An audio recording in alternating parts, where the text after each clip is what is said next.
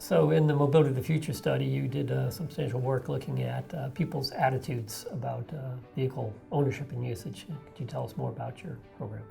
Sure. So one of the key issues that we're looking at is that the world is rapidly urbanizing. We have a projection of 68% of the world's population being urban by the year 2050.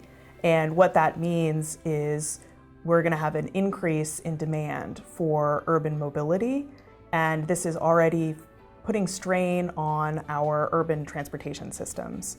These are transportation systems that are already plagued with congestion, road safety issues, issues of local air pollution, as well as greenhouse gas emissions. And so how are we going to cope as urban populations grow? As those urban populations gain income, they rise in the middle class and they can then afford to own their own personal vehicle.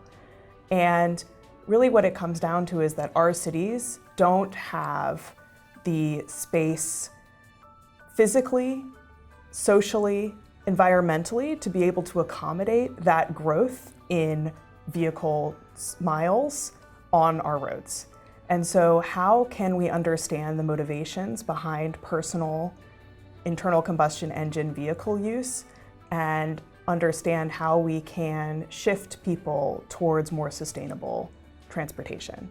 And our work in this study looks specifically at car pride, how people attribute their social status and personal image to their car.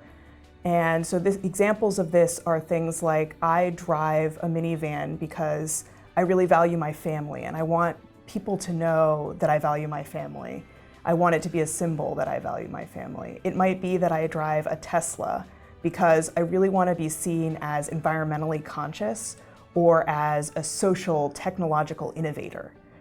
And so we looked at how can we measure this symbolic attachment to a car and how much it influences people's car ownership and use decisions.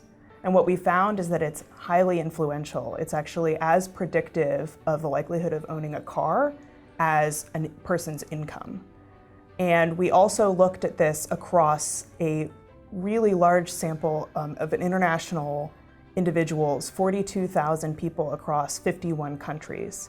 And what we found is that the highest car pride is in emerging markets, countries where there is pretty low car ownership levels now and where we expect to see a lot of growth in car sales.